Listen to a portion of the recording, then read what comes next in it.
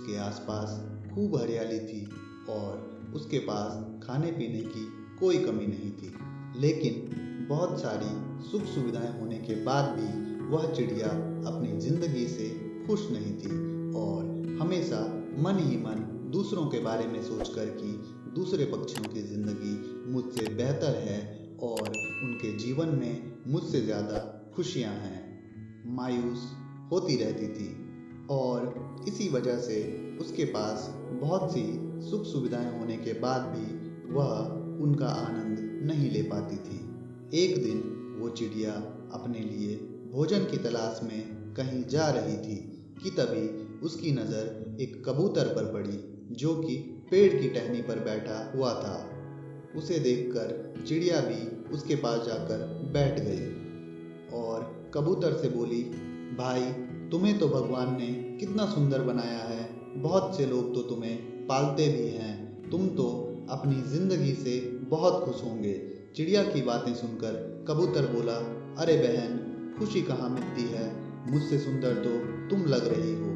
मुझे तो लोग पालते जरूर हैं लेकिन खाना पीना समय समय पर ही देते हैं। तुम तो इस हरे भरे जंगल में कभी भी भोजन खा सकती हो जब तुम्हारा मन करे। कबूतर की बातें सुनकर चिड़िया दुखी मन के साथ वहां से उड़ जाती है। कुछ दूर जाने के बाद उसे एक कौवा दिखाई दिया जो कि तेजी से उड़ता हुआ उसी की तरफ आ रहा था। उसके पास पहुंचते ही चिड़िया ने कौवे को आवाज देकर रोका और पूछा, भाई तुम इतनी तेज गति से कहाँ जा रहे हो?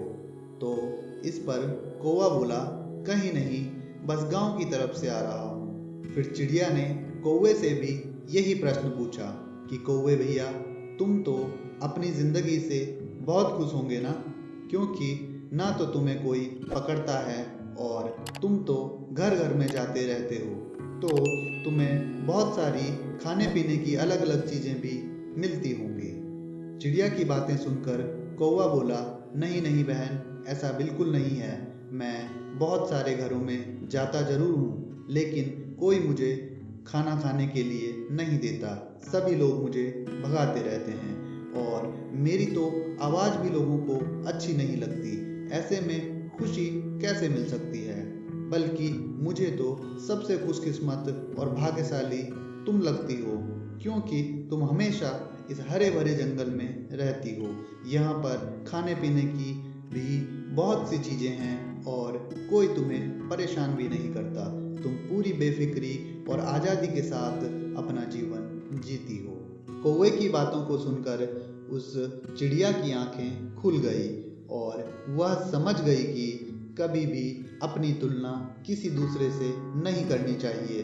हमें उस परमात्मा ने जो भी दिया है उसे अपना सौभाग्य समझकर हमेशा खुश और आनंदमयी जीवन जीना चाहिए।